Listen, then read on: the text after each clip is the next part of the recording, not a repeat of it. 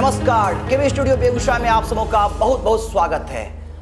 बिहार विधानसभा का चुनाव नजदीक है, आरोप प्रत्यारोप का दौर है। कौन जीतेगा, कौन हारेगा, इस पर हर तरफ चर्चा हो रही है। अटकलों का बाजार गर्म है और इन सब के केंद्र में है बिहार की औद्योगिक राजधानी, दिनकर की धरती बेगूसराय। और इन्हीं को ध्यान में रखते हुए मैं गौरव कुमार पाठक हमारे खास कार्यक्रम कहता बेगूसराय बढ़ता बेगूसराय में आज आपको एक ऐसे महानुभाव से मिलवाने जा रहे हैं जिनके कंधों पर अपनी पार्टी की जीत की जिम्मेवारी है। तो आइए मिलते हैं बेगूसराय भाजपा के महामंत्री आशुतोष पोद्दार उर्फ हीराजी से। नमस्कार सर, केवी स्टूडियो में आपका बहुत बहुत स्वागत है। नमस्कार। भारतीय जनता पार्टी जिला की ओर से आपके स्टूडियो में जो दर्शक देख रहे होंगे, नमस्ते। आशुतोष जी, आज हमारे केवी स्टूडियो में आप आए, ऐसे तो आपको सभी जानते हैं, फिर भी मैं चाहूँगा आप अपने बारे में हमारे दर्शकों को बताएं। आशुतोष कुमार हीरा, भारतीय जनता पार्टी जिला महामंत्री वर्तमान दायित्व है, या यूं कह लीजिए भारतीय जनता पार्टी के लंबे संघर्ष कालों में कई आयामों से गुजरते हुए अभी जिला महामंत्री के दायित्व में हूँ। आप राजनीति में आए तो हमारे दर्शकों को अपने राजनीतिक सफर के बारे में बताएं। ये कह लीजिए, ये तो बड़ी लंबी कहानी है, लेकिन हम आपके स्टूडियो में मात्र कम शब्दों में ही इसको बयां करना चाहूँगा। मेरा घर पैतृक नौला पड़ता था, नौला है, और जब मैं वहाँ से निकला और जब बेगूसराय में मेरा पदार्पण हुआ, जीडी कॉलेज में हमारी शिक्षा हुई। जी। और वो दशक 1990 का था जी। लालू जी का साम्राज्य आ चुका था। जी। समाज के अंदर एक कोलाहल, क्रांति आ गया था, और लगभग वो क्रांति जो समाज को वर्गीकरण का था, समाज वर्गीकृत हो गए थे, दो भागों में विभक्त हो गए, अगड़े और पिछड़े के नाम पर। और उस समय के युवाओं के पास कोई विकल्प नहीं बचा। जी। जब विकल्प नहीं बचा, पढ़ने में तो अच्छा था मैं, और अपना भविष्य टटोल रहा था कि कहीं सरकारी नौकरियां मिल जाए, लेकिन राज्य की ऐसी स्थिति बनी कि मेरे साथ लगभग उस समय के युवा जी सड़क पे आ गए। और जब सामाजिक जीवन और एक तरफ भविष्य, जब दोनों में संबंध ही नहीं बैठ पा रहा था, जी, तो हमें लगा जब मेरे जैसा लड़का पढ़ने में अव्वल हो। जी। आप तो जानते हैं कि हमारे परिवार की पृष्ठभूमि है शिक्षा। जी। और मन बेचैन सा हो गया, सच दबता जा रहा था जी। झूठों का बोलबाला हो रहा था। और हम कल ही एक इंटरव्यू में बताया था कि अपराधियों का एक दौर बन चला था, और वैसी परिस्थिति में जिसकी आवाज़ ऊपर तक आनी थी उनका दब जाता था, कोलाहल था, संवाद पहुंच नहीं पाता था। और वैसी परिस्थिति में हमारे मन में प्रेरणा जगी कि यह मानव शरीर यह विनष्ट हो जाना है, और यदि अब हमें तो अपना कोई जो लक्ष्य एक युवा विद्यार्थी लेके चलता है उस रास्ते में नहीं मिला, और जिस तरीके से समाज की स्थितियाँ बनती जा रही थी, उस सेवा भाव से जब हम प्रवेश किया जी, तो कब राजनीतिक संज्ञा हमारे ऊपर लग गई ये हमें भी पता नहीं चला। और बढ़ते बढ़ते आज भारतीय जनता पार्टी के दायित्व में निर्वहन कर रहा हूँ। यही मेरा जीवन सफर है। ऐसे तो राजनीति में हर किसी का कोई ना कोई आदर्श होता है, राजनीति में किसे आप अपना आदर्श मानते हैं? देखिए, राजनीति का आदर्श मेरा अटल बिहारी वाजपेयी थे। जी। उनकी भाषा, जी। उनका उनका विचार, उनका व्यवहार, उनका देश के प्रति समर्पण। और हम एक पुस्तक पढ़ रहे थे, जी। पंडित श्यामा प्रसाद मुखर्जी, इस देश के अंदर में एक देश था और दो विधान, दो संविधान जी, हमारे ही देश में, एक ही देश में, और कश्मीर हमारे देश का अंग था। वहाँ जाने के लिए वीज़ा लेना पड़ता था। जी। श्यामा प्रसाद मुखर्जी उस समय कांग्रेस के सरकार के मंत्री थे। जी जी। उन्होंने विषय को उठाया, उनको उस समय के कांग्रेस से हटा दिया गया। उन्होंने जनसंघ की स्थापना करी और अटल बिहारी वाजपेयी मात्र 17 वर्ष की उम्र में श्यामा प्रसाद मुखर्जी के साथ कश्मीर जम्मू स्टेशन पे जाते हैं। श्यामा प्रसाद मुखर्जी ने कहा, अटल जी आप लौट जाइए, देश को आपकी आवश्यकता है। अटल जी फूट फूट के रोने लगे और उन्होंने उसी समय कहा कि मैं जा रहा हूँ, हो सकता है वापस नहीं आऊँगा। और श्यामा प्रसाद मुखर्जी गए, वापस नहीं आए और तब से अब तक की लड़ाई जो आदरणीय यशस्वी देश के प्रधानमंत्री नरेंद्र मोदी जी ने इस कार्य को पूरा किए। इतनी लंबी लड़ाई तो देश के लिए जो जीता हो, जो देश के विकास के लिए जिसका विचार प्रभावित होता हो, हम वैसे लोगों के विचार से इतने प्रभावित हो गए कि हम सीधा संघ के माध्यम से भारतीय जनता पार्टी में आ गए। आज तो हमें और आप सबों को बहुत गर्व होता होगा कि जिस एक भारत की सपने के लिए, जिस एक संविधान को साकार करने के लिए उस महान भाव ने अपना शहादत दिया, आज उनका वो शहादत, उनका वो जो इच्छा था, आज हमारा भारत एक है और संपूर्ण भारत में एक ही संविधान चलता है। तो कैसा फील करते हैं आप?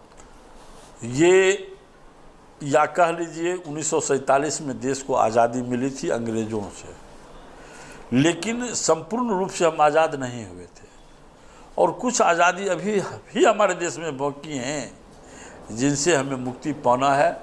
तभी आज़ाद देश का कल्पना सफल हो पाएगा। और आज लगता है कि हम अखंड भारत के नागरिक हैं जब हमारा कश्मीर, और एक बात हमारे गृह मंत्री जी ने स्पष्ट कहा है, जी जी, पीओके अधिकृत जो कश्मीर बचा है आने वाले दिनों में वह कश्मीर भी हमारा होगा। इसके लिए हमारे आदरणीय गृह मंत्री जी ने कहा है कि चाहे इसके लिए जान लगाना पड़े तो जान लगा देंगे, लेकिन उसको हासिल करके रहेंगे, यही हमारा सपना है। इसके लिए तो बहुत बहुत आभार आपको। हम सभी चाहते हैं कि जो हमारा अखंड भारत है वह पुनः जो हमारा भारत था हम सबको मिले, और जो पाक अधिकृत कश्मीर है वो भारत का है, ये सभी जानते हैं, और वह भी हमारे मानचित्र में वह हिस्सा बने इसका। सर, भारतीय जनता पार्टी पर ऐसा विपक्ष आरोप लगाते रहे हैं कि ये जो पूंजीपतियों की राज पार्टी है, पूंजीपति वर्ग का जो है ये ध्यान रखती है, लाभ करती में के लिए काम करती है, तरह तरह के आरोप विपक्ष लगाते रहे हैं कि इसमें आम जनमानस के लिए इनके पास कोई योजना नहीं है। जो भी योजनाएं हैं उसका लाभ कहीं ना कहीं जो उच्च वर्ग हैं, संपन्न वर्ग हैं, उन्हें मिलता है। तो क्या कहना चाहेंगे सर? देखिए, उनको ज्ञान नहीं है। ये कहा जाए तो व्यक्ति जन्म तो लेता है लेकिन उसको ज्ञान के कमी के कारण वो भटकते रहता है। तो सबसे बड़ी बात है कि हमारे पार्टी के संस्थापक दीनदयाल उपाध्याय जी जी, और उन्होंने कहा था अंत्योदय, अंतिम व्यक्ति का उदय। और अंतिम व्यक्ति समाज में कौन है? जो पीड़ित हैं, दलित हैं, शोषित हैं, वंचित हैं, निस्सहाय हैं, वो है अंतिम समाज के अंतिम व्यक्ति। और हमारे पार्टी का एजेंडा यानी निर्माण ही अंत्योदय के लिए। तो उस समय जो परिपाटी थी तो ब्राह्मण और वैश्य मिल करके इन पार्टी के निर्माण काल में उन्होंने अपनी दामन से, झोली से निकाल के इस पार्टी को बनाए नहीं, चलने में सहायता मदद की। जी जी। लेकिन पार्टी उनके लिए खड़ी नहीं है, पार्टी की विचार, क्योंकि देखिए पार्टी बड़ी है, चलना पड़ता है, चलाना पड़ता है, रूप से तो कहीं न कहीं से मदद लेना पड़ता है। निश्चित रूप से। अब यदि लेने वाले जो देने वाले मददगार हैं, जी जी, वो तो कहीं न कहीं व्यापारी लोग होंगे, अगले समाज के लोग होंगे, बड़े लोग होंगे, वही देते हैं। जी जी। लेकिन उनसे लेता जरूर, लेकिन हमारा उद्देश्य अंतिम व्यक्ति के उदय के लिए है। और वो जो दलीय जो हम पर विपक्ष का आरोप लगाते हैं, हम उनसे एक सवाल आपके स्टूडियो के माध्यम से पूछना चाहता हूँ। जी जी। नीतीश जी की पार्टी के अकेले नीतीश जी मालिक हैं। जी जी। रामविलास जी के पार्टी के अकेले रामविलास जी मालिक हैं। लालू जी के पार्टी राजद में वो उनके दोनों पुत्र हैं। या जितनी भी क्षेत्रीय पार्टियां हैं, कांग्रेस सहित जी जी सबका एकाधिकार है, जी जी उसी का विशेषाधिकार है। लेकिन हमारा पार्टी लोकतांत्रिक तरीके से चलती है। इसमें एक बूथ अध्यक्ष भी राष्ट्रीय अध्यक्ष बन सकता है। कोई एक व्यक्तिवाद नहीं है। हम संगठन के द्वारा चलते हैं। हमारा निर्णय लोकतांत्रिक तरीके से होता है। यदि टिकटों का भी चयन होगा तो किसी एक व्यक्ति का विशेषाधिकार नहीं चलेगा। हमारे मातृ संगठन राष्ट्रीय स्वयंसेवक का भी उसमें जाना चाहिए विचार परिवार में विश्व हिंदू परिषद का भी विचार जाना चाहिए। लड़कियों के क्षेत्र में दुर्गा वाहिनियाँ, उनका भी विचार जाना, यानी कि सम्मिलित विचारधारा से हम राजनीति करते हैं और ये हमारी पार्टी की व्यापकता है। सर, फिर भी विपक्ष यूं कहें तो बार बार आप पे ये आरोप लगाता रहा है। उनके पास गौरव जी कुछ बचा ही नहीं है ना। यदि जितनी पूंजी रहेगी दुकानदारी उतनी चलेगी। आशुतोष जी, आप बेगूसराय के जो हैं भाजपा के महामंत्री हैं। हमारे दर्शकों को बेगूसराय की राजनीति, चूँकि यहाँ बदलते रहता है, यहाँ मैंने देखा है चुनावी माहौल बदलते हैं, लोग के सोच बदल जाते हैं, फिर गठबंधन कमज़ोर हो जाना या बहुत सारी ऐसी बातें हो जाती हैं। तो बेगूसराय की राजनीति के संदर्भ में आपके क्या विचार हैं? जब आपने बेगूसराय की बात की तो ये दिनकर की धरती है और यहाँ के युवा बहुत ही ऊर्जावान हैं। और आप देख रहे होंगे कि दूसरे पार्टियों का यहाँ दाल नहीं गल पा रहा है। किसी चौक चौराहे पे जाइए, हमारा मातृ संगठन का लड़का मिलेगा, चाहे धर्म जागरण का हो, हिंदू जागरण का हो, विश्व हिंदू परिषद का हो, स्वयंसेवक के रूप में या भारतीय जनता पार्टी के कार्यकर्ता के रूप में। आप इस जिले के 7 विधानसभा में इस कोरोना वैश्विक महामारी में, आपके यहाँ बहुत सारे वक्ता आए होंगे, बताए भी होंगे, आप जानकारी लेने की बात भी है जी। या सड़क पर राह चलते किसी राहगीर से पूछिए। इस वैश्विक महामारी में हमारे गरीब से गरीब कार्यकर्ता, यदि उनके पास साधन नहीं है तो वो आपसे, उनसे, किसी से मांग करके भी उन्होंने लोगों को मदद किया है। ये निष्ठा है उन समाज के प्रति। वोट की राजनीति मैं नहीं करता हूँ। मेरा संगठन सदैव जनहित में लगा रहता है, जन सरोकार का काम करता है। उसके बाद 5 वर्ष के बाद हम चुनाव में आते हैं। लेकिन जिस गठबंधन की आपने बात करी, उनके पास सिर्फ चुनाव के लिए वो 5 वर्ष टकटकी लगाए रहता है और समाज को सिर्फ तोड़ने का काम करते हैं। वो जातिवाद के नाम पर, धर्मवाद के नाम पर, भेदभाव के नाम पर, अगर आप पिछड़ा हो, अल्पसंख्यक महादलित हो, मतलब ये उनकी विडंबना है। ऐसे लोग से हम इस स्टूडियो के माध्यम से कहेंगे कि कुछ दिनों के लिए आप साइलेंट हो जाइए, निर्माण होने दीजिए, फिर तो देश आप ही का है। आशुतोष जी, पिछले विधानसभा, चूँकि विधानसभा का चुनाव बहुत नज़दीक है, पिछले विधानसभा के जो चुनाव परिणाम हुए वो आपके फेवर में नहीं थे। आप नीतीश जी से अलग चुनाव लड़ रहे थे। नीतीश जी उस समय महागठबंधन का एक हिस्सा थे और आज कहीं ना कहीं जदयू, भाजपा, लोजपा, इन सब का अलायंस पुनः एक बार हो गया है। तो पिछले चुनाव की जो नतीजे हुए और आज जो चुनाव अब होने वाले हैं उसके नतीजे, इसमें भाजपा को आप कहाँ देखते हैं? देखिए, उस वक्त भी भारतीय जनता पार्टी का वोट प्रतिशत देखिए, जीत और हार में हमने जाते हैं। जी जी। समाज के अंदर हमारा कितना विश्वास बढ़ा है। पहले हम कितने प्रतिशत वोट लाए थे? 2015 में हम हर जगहों पे वोट प्रतिशत मेरा बढ़ा। जनता थोड़ी दिग्भ्रमित हो गई और नीतीश जी उस समय राजद के साथ चले गए। राजद का जो परंपरागत वोट रहा था, चूंकि वहाँ पर एक वोट जो होते हैं, खास वोट, वो कहीं न कहीं उधर शिफ्ट कर जाते हैं, जो हमको नहीं समझ पाए थे, मेरे कार्य को नहीं समझ पाए थे। लेकिन इस बार 2019 में हम गिरिराज दास चुनाव लड़ रहे थे और हम लोग काउंटिंग में बैठे हुए थे। तनवीर हसन के कई जो काउंटिंग में गए थे, उस वक्त ही हमसे मेरा नंबर लेकर के उन्होंने कहा कि भाई साहब आप लड़वारा आइए, किसी ने कारी चक बुला लिया और साफ उसने कहा कि अब अक़लियत समाज समझ गया, अक़लियत समाज की अवधारणा बदल गई है और यह विकास के साथ अब जुड़ना चाहता है। हम अब ऐसा मतलब जातीय गठबंधन से वो भी अब उभरना चाह रहा है और उस समय की जो परिस्थितियाँ रही उससे बहुत बेहतर बढ़ चुकी है। और अभी बिहार के अंदर में भारतीय जनता पार्टी का कार्य शैली, कार्य कुशलता सबसे ऊपर है और जनता भारतीय जनता पार्टी को देख रही है। और आगामी चुनाव होंगे तो पूर्ण विश्वास के साथ मैं कहना चाहूँगा कि भारतीय जनता पार्टी के पक्ष में जाएगा। निश्चित रूप से हमारे केवी स्टूडियो की ओर से भी आपको भी इसके लिए शुभकामनाएं। सर, बेगूसराय बिहार की औद्योगिक राजधानी रही है और दिनकर की धरती जैसा कि आपने कहा, लेकिन आज कहीं ना कहीं बेगूसराय का जो गौरव था, जो स्वर्णिम गौरव था, उसको हम यूँ जरूर कहें कि कहीं ना कहीं वह उस पर थोड़ा सा प्रश्न चिन्ह लग रहा है। मुझे ऐसा लगता है कि जो बेगूसराय प्राचीन समय में जो उसकी समृद्धि के लिए जाना जाता था, आज उसका वो उस तरह से विकास नहीं हो रहा। मेरा यह मानना है, ये मेरा अपने विचार हो सकता है, व्यक्तिगत विचार हो सकता है। तो सर, बेगूसराय के गौरव को, जो दिनकर की धरती है, बिहार की औद्योगिक राजधानी है, उसके उस गौरव को पुनः स्थापित करने के लिए आप या आपकी पार्टी का आगे जो चुनाव होने वाले हैं, विधानसभा का चुनाव, उसमें उसके लिए क्या एजेंडा रहेगा? देखिए, मैं एक बात स्पष्ट कहूँगा, थोड़ा सा इस बात से थोड़ा मैं जानकारी आपको अपडेट कर देता हूँ। थर्मल, फर्टिलाइज़र, रिफाइनरी, ये मूल फैक्ट्रियाँ थी।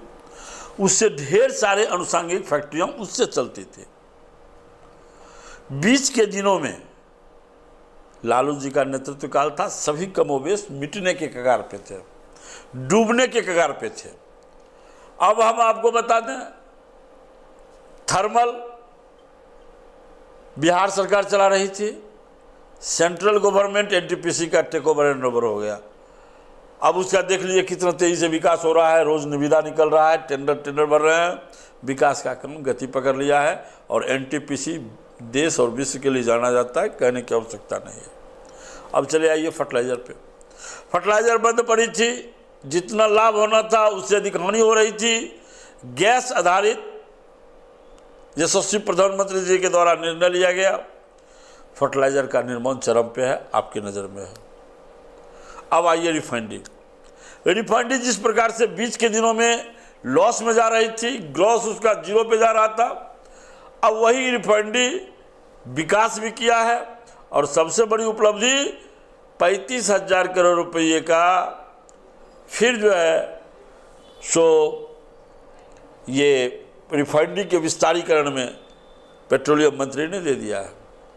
हम बच्चा थे, हम लोग सुना करते थे, कृष्णा शाही जब जीतती थी हर चुनाव में एक एजेंडा आता था, पेट्रोकेमिकल का आवाज़ बुलंद होता था और हमारे बाबा चाचा इनकलाब जिंदाबाद, पेट्रोकेमिकल बनना चाहिए, वोट हो जाता था। शुरू से इसकी मांग उठती रही है, शुरू से मांग। लेकिन वो हम लोगों को ठगते थे, वो मानक रिफाइनरी के अंदर था ही नहीं। और भारतीय जनता पार्टी की केंद्र में सरकार बनी तो इन 6 वर्षों में उस मानक तक रिफाइनरी को पहुंचाया गया और जब मानक तक पहुंच गया है तो अब पेट्रोकेमिकल का रास्ता स्वयं साफ हो गया है और पेट्रोकेमिकल भी बनेगा। तो अपना ये कहना है कि गौरवशाली बेगूसराय का इतिहास रहा था और है और आगे भी रहेगा। ये तीनों फैक्ट्रियां जब रन करेगी तो जो दमना, जो बेगूसराय औद्योगिक नगरी के रूप में जाना जाता था, यहाँ पूर्ण रूप से पुनः उद्योग स्थापित होंगे। यहाँ के युवाओं का भविष्य उज्जवल होगा और ये हमारी शुभकामना भी है। बहुत बहुत धन्यवाद सर, ऐसा होना भी चाहिए। बहुत लाखों लोग जो हैं जो है उस तरह के जो मजदूर वर्गीय हैं, जो उस तरह के काम करने वाले हैं, उनको काम मिलेगा, उनका रोजगार होगा, उनके रोजी रोटी चलेंगे, उनका परिवार अच्छा करेगा। सर, निजीकरण, जो हाल के दौर में ऐसा देखा जा रहा है कि सरकार निजीकरण पर विशेष ध्यान दे रही है, विभिन्न, चाहे वो देखा जाए तो एयर इंडिया हो, रेलवे हो, ये बहुत सारी जगहों पर यहाँ तो सुनने को आया है कि अब तो स्कूलों को भी निजीकरण के लिए सरकार सोच रही है। सर, निजीकरण को लेकर जो एक तरह से आपकी सरकार इतना कह सकते हैं कि उसके प्रति उनका जो ये लगाव है और विपक्ष ये बार बार आप पे ये आरोप लगा रहा है कि निजीकरण निजीकरण। सर, निजीकरण से कहीं ना कहीं आम जनमानस, जिसकी चर्चा आपने की, अंत्योदय जो आपका शुरू से ही मोटो रहा है आपके पार्टी का, तो कहीं ना कहीं आपको नहीं लगता सर कि निजीकरण से समाज का पिछला वर्ग जो है, उस तरह का लोग उसको... निजीकरण के विषय पे जब आप बात करते हैं तो ये बड़ी सारगर्भित बातें हैं। और आप समाज को यदि दिशा को चेंज करने में सबसे बड़ा किसी पार्टी की भूमिका रही होगी तो हमको आज भी स्मरण में आता है कि लाल झंडा आप भी देखे होंगे, और आप भी जिस गांव से आते हैं तो लाल झंडे का इतिहास आपसे छुपा हुआ नहीं है। निजीकरण किन क्षेत्रों को होना चाहिए, किन क्षेत्रों को उसमें जाना चाहिए, ये निर्भर करता है।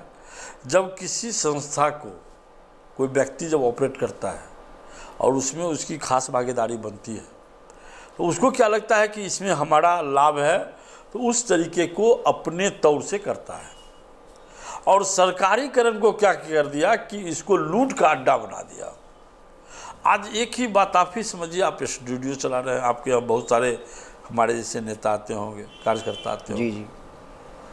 अभी आप प्रखंड चले जाइए, एक आदमी जाता है, कितनी बातें हुई। हमने कहा, हमारी सरकार ने कहा 21 दिनों के अंदर में किसी भी प्रमाण पत्र को बन के मिलना चाहिए। दिक्कत हो तो आप RTI लगा लो। यानी कि हमने जितनी जनहित में व्यवस्थाएं खड़ी करी, उन व्यवस्थाओं को कहीं न कहीं धत्ता बताया गया। एक व्यक्ति को वोट 5 वर्षों के लिए करता है। वह व्यक्ति अपने जीवन चरित्र को साबित करने के लिए कि हम कितने बेहतर हैं लगा भी देता है। लेकिन उनका क्या, जो हमारे ही समाज के बेटा पदाधिकारी बन के बैठे हैं, क्या वो उनके बात हृदय में टटोल के देखें कि वो जिस कुर्सी पर बैठे हैं और जो उनको काम करना चाहिए क्या वो कर पा रहे हैं? क्या वो टाल मटोल नहीं कर रहे हैं? क्या व्यवस्था को दुष्पूर्ण नहीं बना रहे हैं? और सरकार, हम मॉनिटरिंग उस पर व्यक्तिगत तो नहीं कर सकते हैं, कोई मंत्री भी नहीं कर सकता है, उसके लिए सचिव है। अब सचिव को हम कहेंगे, सचिव नीचे मातहत को कहेंगे, वो नीचे को कहेंगे, और कहते कहते जो वादे मैं करके आता हूं वो वादा समाप्त हो जाता है। जनता का जूता मैं खाता हूं और सोने के थाली में बैठ के वो खाते हैं। ठीक है, तो उन व्यवस्थाओं से व्यवस्था परिवर्तन करने के लिए कहीं न कहीं विकल्प खोजा गया, और उस विकल्प में यदि निजी विचार चलाता है तो ये तो जनहित की बात है। जनता सोचे सुविधा कहाँ मिल रही है। थोड़ा सा एक बात और समझ लीजिए, स्टेट बैंक है, आप चले जाइए, और कोई प्राइवेट बैंक है वहाँ भी चले जाइए, बैंक तो दोनों ही है। जी। आपके नज़रों में वो सरकार का है, और जो प्राइवेट जिसको करे वो भी सरकार के द्वारा अधिकृत है। जी, अधिकृत है। नियम दोनों के बराबर है, लेकिन दोनों की व्यवस्था देख लीजिए। तो जब दोनों की व्यवस्था में जाएंगे, भाई साहब, जनता टैक्स देती है। जनता जब टैक्स देती है तो सुविधा खोजती है। हम टैक्स लेते हैं, हम हर जगहों पे टैक्स लेते हैं, और टैक्स लेने का मतलब है कि हम उनको सुविधा दें, और सुविधा देने के लिए जो रास्ता मुहैया सफल हमको लगता है उस पर हम विचार करते हैं। और जन आवाम ने दूसरे राज्यों में हमको सराहा है। सर, ऐसी आशंका व्यक्त की जाती है सर कि कहीं ना कहीं जो आपने कहा कि जो आपको सुविधा मुहैया करा देते हैं या निजीकरण से जो लाभ होने वाला है, सिस्टम में जो बदलाव होने वाला है, तो यह आशंका व्यक्त की जाती है कि कहीं ऐसा ना हो कि इसका जो लाभ है वो संपन्न वर्ग को या किसी खास वर्ग को मिले। हमारा जो पिछला वर्ग है, जो समाज को मुख्य धारा से जिनको जोड़ना है, जिनको एक तरह से समाज ऊपर लाना चाहता है, उसको वहां तक लाभ उसको मिले या नहीं मिले, इसकी आशंका व्यक्त की जाती है। देखिए, दर्पण देखे हैं, तिलक लगाते हैं, सामने के भाग में आपके चेहरे दिखाई पड़ते हैं, कभी उसके पीछे जाके देखें? जी नहीं। समाज के 2 पहलू होते हैं। जिन विषयों को आपने कहा संपन्न, हम इसको नहीं मानते हैं। इस शहर में कितने बहुत सारे संपन्न हैं, इस कुर्सी पर कोई और बैठ सकता था। आप संपन्नता से बैठे या टैलेंट से? नहीं सर, ज्ञान से, योग्यता से। होता क्या है कि जिसके पास योग्यता है और उसके पास साधन भी है, तो योग्यता को साधन पे दबाइए मत। जो यदि उसके पास साधन है वो उसके लिए गौरव होगा, लेकिन योग्यता है तभी वो आगे बढ़ रहा है। अयोग्य लोगों के हाथ में इस प्रकार की स्थितियां हो ही नहीं सकती है। शायद 100 में किसी एक का हो जाता होगा, उस पर मैं नहीं कहूँगा, लेकिन अमूमन हम लोग जहाँ तक गुजरे हैं हम देखते हैं यदि योग्यता नहीं है तो संपन्न तो विपन्नता से रो रहा है। ऐसे तो सर आप भाजपा के जिला महामंत्री हैं, आपकी पार्टी की सरकार है, हम सब तो बस यही चाहेंगे कि किसी समाज का सबसे अंतिम व्यक्ति जो है, जो निचले पायदान पे है, वह समाज के मुख्य धारा से जुड़े। ऐसी हमारी हम सभी की यही इच्छा है। सर हिंदुत्व एक बड़ा बार बार ऐसा देखा जाता है कि देश में बार बार इस बात पर लेकर जो है माहौल गर्म हो जाता है। हिंदुत्व को लेकर सर आपकी क्या विचारधारा है? देखिए, ये क्वेश्चन बड़ा भी है, लेकिन हम इसको बहुत छोटे और कम शब्दों में सीधा समझा देंगे। हिंदुत्व दर्शन है। यदि संपूर्ण, चाहे कोई धर्म के लोग हैं, हिंदू, मुस्लिम, सिख, ईसाई, भारत में 4 धर्म के मानने वाले, और यह चारों जो है सो हिंदुत्व पर ही चल रहे हैं। हिंदुत्व से ये नहीं समझिएगा कि वो हिंदू है। हिंदुत्व दर्शन हुआ। अच्छा, हिंदुत्व दर्शन हुआ। और हिंदुत्व ये कहिए ये विज्ञान हुआ। आप जितने भी प्रकार के 18 पुराण, 4 वेद ये पढ़ेंगे तो दर्शन मिलेंगे उसमें। ये धर्मशास्त्र में वो 3 वर्गों को जो हमने कहा वो पंथ है, मजहब है, वो धर्म नहीं है। मतलब जो मूल नदियां हैं उनके छोटे छोटे इकाई हैं। जी जी। और संपूर्ण ब्रह्मांड, प्रकृति, शस्त्र, शास्त्र, संपूर्ण यदि कह लीजिए तो वही हिंदुत्व हुआ।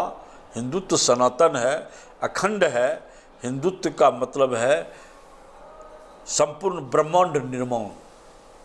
आशुतोष जी, जनसंख्या नियंत्रण कानून, चूंकि आप जानते हैं कि हमारे देश की आबादी इतनी रफ्तार से बढ़ रही है।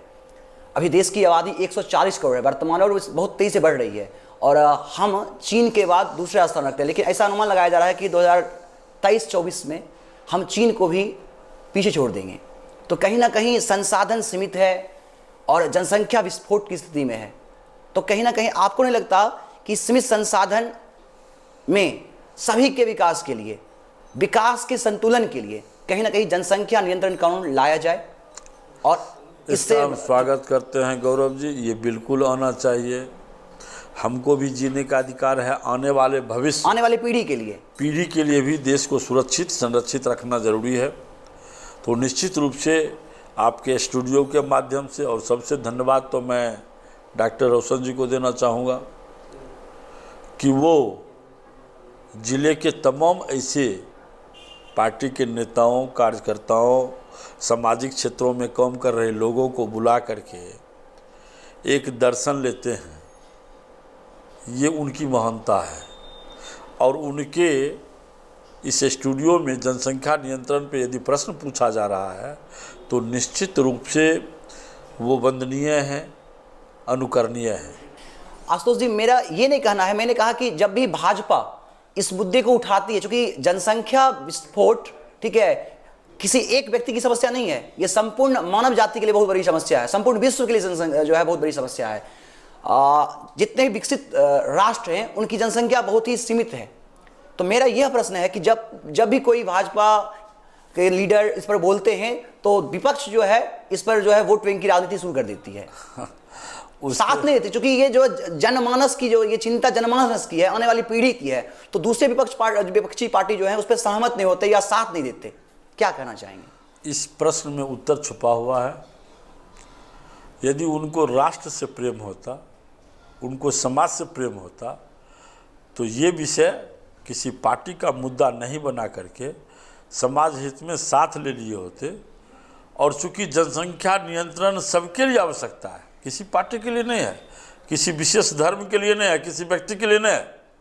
और हम तो उनको कहते हैं भगवान को सद्बुद्धि दे कि कुछ ज्ञान आवे, इस सब विषय को समझे और आपके स्टूडियो में आकर के कुछ डिबेट कर ले। सवाल उठता है कि जो राष्ट्र हित में हम समझेंगे, दल हित में क्या है, राष्ट्र हित में क्या है। तो जो राष्ट्र हित की बात होगी, अभी तो मैं कहता हूँ जो कांग्रेस सरकार ने बेहतर काम किया, हम तो उसको नहीं कभी कोसते हैं। जी जी, हम उसको कहते हैं कि नहीं ये अच्छा, कांग्रेस वालों ने अच्छा किया। और सही भी है सर, लोकतंत्र की मजबूती के लिए ऐसा होना भी चाहिए। और हम तो हमारे विपक्ष होते, हम कहते हैं कि वो अच्छा काम किया, लेकिन उनकी दुर्बुद्धि इतनी है कि कोई अच्छे काम में भी टांग अड़ा करके रोकना चाहते हैं, और इसीलिए जनता उनको सिरे से खारिज करते रहती है। अच्छा आशुतोष जी, भारत युवाओं का देश है, विश्व का सबसे युवा देश है, और आपने जब पहली बार आपकी सरकार आई तो मोदी जी ने युवाओं से बहुत बड़े बड़े वादे भी किए, लेकिन ऐसा लगता है, और हम देखें कि भारत में जब से मैंने देखा, सोशल मीडिया के माध्यम से भी, अखबारों के माध्यम से भी मैंने देखा कि जब से आपकी सरकार आई है बेरोजगारी चरम सीमा पर है, युवा ठगा सा महसूस कर रहा है। तो युवाओं के लिए सर क्या कहना चाहेंगे आप? देखिए, क्योंकि रोजगार हमारी ये कहना है कि सर रोजगार जरूरी है। अच्छा एक बात बता, आपने जो प्रश्न किया, फिर हम आप ही को उसमें आप ही से उत्तर बुलवाता हूँ।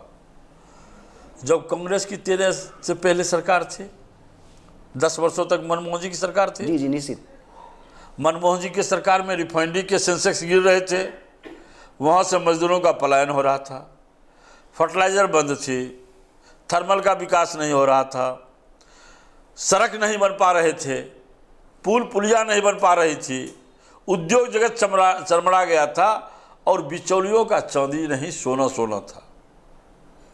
मोदी जी की सरकार आई, इन सब क्षेत्रों में हमने विकास के कार्य शुरू कर दिए, और युवा का रोजगार छिन गया। मतलब हमको तो विडम्बना लगता है इस बात पर। नहीं, ये जो आप बता रहे हैं वो आप ही उसमें, हमें नहीं कुछ कहेंगे। मेरा कहना है कि यहाँ पहले ये घर था, स्टूडियो नहीं थे, तो लोग आते थे चले जाते थे। आज स्टूडियो बनी, कैमरा लगा, लोग एक दूसरे से प्रश्न और जवाब सुन रहे हैं। ये व्यवस्था डॉक्टर साहब की तरफ बनाई गई, तभी तो आप हमको बुला के पूछ रहे हैं। जी जी। यदि ये बनी नहीं होती तो हमको पूछते क्या ये विकास हुआ या विनाश हुआ? नहीं, ये तो विकास हुआ सर। तो यदि हमने उन क्षेत्रों में काम को बढ़ा दिया, हम उन क्षेत्रों में विकास को लेकर के आ गए, तो जब विकास को लेकर के आ गए, वहाँ युवा काम कर रहे हैं कि घर में बैठे हुए हैं? सर आज आपको नहीं, ये गौरव जी पहले बता दीजिए। सर आपने कहा बिल्कुल सही है, लेकिन सर आज रेलवे में नौकरियां खत्म हो रही हैं सर, वैकेंसी नहीं आ रहे हैं। अब हम ये क्या कहें, देश को बेच दिया जाए? जो आपके घर की परंपरा है, जो भारत की परंपरा है, आज रेलवे के क्षेत्रों में अरबों अरब रुपया जो है सो घोटाला भी चला गया, वो जा रहा था, बिल्कुल उसको कोई माँ बाप नहीं था। सरकार का मतलब क्या होता है? सरकार हुआ आम जनता, और आम जनता का पैसा जाता है सरकार के पास, और सरकार को हिसाब देना चाहिए कि हम 5 वर्ष में क्या किए हैं, और आपका टैक्स कितना आया है, और इतने सारे देश में जो उपकरण चल रहे हैं वो कैसे चल रहे हैं। इसी में इंफ्रास्ट्रक्चर भी है, इसी में डेवलपमेंट भी है, इसी में शिक्षा भी है, इसमें स्वास्थ्य भी है, विभिन्न आयामों पे हम काम करते हैं। और रेलवे को जिस गुलामी की ओर धकेला जा रहा था, उससे तो मोदी जी बहुत उबारने का प्रयास किए हैं। दिग्भ्रमित बातें समाज में अधिक तेजी से फैलती है। यदि बैठ करके चिंतन यदि किया जाए तो हमको लगता है आज का युवा अर्थशास्त्री में मजबूत है, इस विषय को बेहतर समझता है, और समझने के कारण ही मोदी जी का फेर बना हुआ है। अच्छा सर, मैं पुनः एक बार बेगूसराय विधानसभा की ओर ही जाना चाहूँगा। बेगूसराय खास करके नगर जो है, बेगूसराय नगर के बारे में, चूँकि 7 विधानसभा हैं, लेकिन मैं बेगूसराय विधानसभा पे जब बात करूँगा कि जो उम्मीदवार होंगे, चूँकि कहीं ना कहीं यहाँ आपका गठबंधन है, लोजपा भी है, नीतीश जी जदयू भी है और भाजपा भी है, तो कहीं ना कहीं हमें ऐसा लगता है बेगूसराय भाजपा का रहा है, और इस बार भाजपा से कौन उम्मीदवार हो सकते हैं? देखिए, उम्मीदवार कौन होंगे ये तो पार्टी तय करती है, ठीक है। ये हमारा पार्टी में रहा है कि प्रदेश के नेता, केंद्र की कैबिनेट ये तय करती है। लेकिन भारतीय जनता पार्टी, बेगूसराय विधानसभा भारतीय जनता पार्टी के पक्ष में ये सीट जाती है। जी जी। और दुर्भाग्य था जो 2015 में हमको हार का सामना देखना पड़ा, और बहुत सारे कारण थे। लेकिन इस बार भारतीय जनता पार्टी उन सब कारणों को भुला करके अपना परचम लहराएगी, अपने जीत के लिए आश्वस्त है। बिल्कुल नहीं, मेरा ये कहना है कि बहुत सारे लीडर हैं बेगूसराय में, बहुत सारे ऐसे लीडर हैं जो पूरे मतलब अनुभव है उनके पास, काफ़ी ईमानदारी से पार्टी के हित के लिए काम भी कर रहे हैं। तो किसको आप दौर में किनको देख रहे हैं? 2 4 5 कुछ तो ऐसे होंगे सर। देखिए, ये विषय हमको कहने का इसलिए नहीं है कि हमारा संगठन में दायित्व तो जिला महामंत्री का है। जी जी। और आपके स्टूडियो के माध्यम से यदि मैं विषय को रखता हूँ जी जी, तो सार्वजनिक जगहों पर वो विषय अच्छे संकेतों में नहीं जाएंगे। जी जी। तो इसलिए हम यही कहते हैं कि बेगूसराय के युवा साथियों के लिए, जी जी। माताओं बहनों के लिए, जी जी। हमारे अभिभावकों के लिए और उन नौनिहालों के लिए बेहतर कैंडिडेट होंगे। वो आएंगे और उन लोगों के आशीर्वाद से जीतेंगे भी। और जो अधूरा काम 2015 से 20 तक जो अधूरा रह गया है, जी जी, उसको हम पूरा भी करेंगे और पूरा करने के लिए पार्टी कृतसंकल्पित है। बहुत बहुत धन्यवाद सर। सर, आप इस स्टूडियो के माध्यम से, चूँकि बेगूसराय की जनता आपको सुन रही है और जनता ही लोकतंत्र का जनार्दन है, तो आप इस स्टूडियो के माध्यम से बेगूसराय के मतदाता, चाहे वो युवा हो, महिला हो, बुजुर्ग हो, जो भी इस स्टूडियो से सुन रहे हैं, उनको क्या संदेश देना चाहेंगे? सबसे पहले तो मैं पुनः एक बार डॉक्टर रोशन जी को धन्यवाद देना चाहता हूँ, पूरे संपूर्ण जिला भारतीय जनता पार्टी की ओर से, कि आज के दिनों में निस्वार्थ भाव से समाज सेवा जो करता हो, सच्चा समाज सेवी उसी को कहा जाता है। पेशे से डॉक्टर है, जी जी, लेकिन दिल में जज्बा है समाज में बदलाव के लिए। ये कैमरा उन्होंने जो रखा है, ये उनके हृदय का स्पंदन है उन समाज के प्रति, कि उनके हृदय में समाज के लिए असीम संभावनाएं हैं। यह द्योतक है यह कैमरा, और निश्चित रूप से इनका संदेश यहाँ के हमारे माता बहन भाई बंधु बांधव युवा अभिभावक सभी सुनेंगे, जानेंगे। और आने वाले दिनों में बेगूसराय ज़िले में डॉक्टर रोशन जी इन सभी क्षेत्रों से ऊपर बढ़ करके एक नए कीर्तिमान को स्थापित करेंगे। और हम अपनी ओर से पुनः उनको शुभकामना देता हूं कि इस प्रकार का कार्य देवतुल्य है। आपने समाज के प्रति जागृत अवस्था में संकल्प लिया है, भगवती आपके संकल्प को पूरा करें और आप नित नई ऊंचाई को प्राप्त करें। देखिए, आज बेगूसराय में मैं आपको एक बात और याद दिलाना चाहूँगा इस स्टूडियो में, चूँकि डॉक्टर रोशन जी का जब नाम आया जी, तो यहाँ पी गुप्ता हुआ करते थे, doctor P Gupta, doctor M N. Rai, doctor Maheria, और ऐसे ऐसे डॉक्टर थे जो जनता के लिए भगवान हुआ करते थे। उस समय उनका 2 रुपये फीस होता था। और सबसे बड़ी खूबसूरती क्या थी, बीमारी का सटीक इलाज करते थे। मात्र 2 से 3 ही मेडिसिन लिखते थे। गरीब से गरीब लोगों को इलाज कराने में कभी भी कोई कठिनाइयाँ नहीं हुई।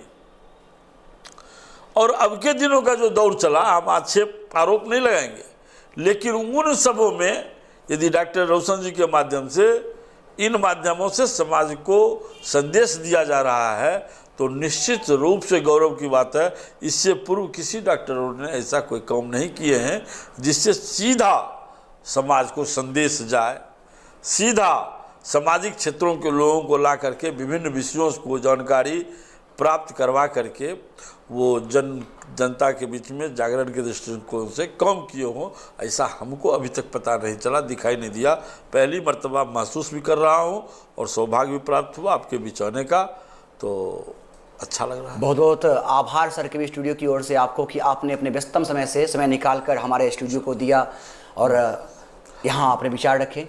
चलिए, आपको भी हार्दिक बधाई, शुभकामना पुनः। और के भी स्टूडियो आपको शुभकामना भी देता है कि सर बेगूसराय जिला ही नहीं, राष्ट्रीय स्तर पर आप बेगूसराय जिले का नाम रोशन करें और राजनीति में नए मुकाम पाएं। इसके लिए सर आपको बहुत बहुत शुभकामनाएं। बहुत बहुत धन्यवाद सर। नमस्कार।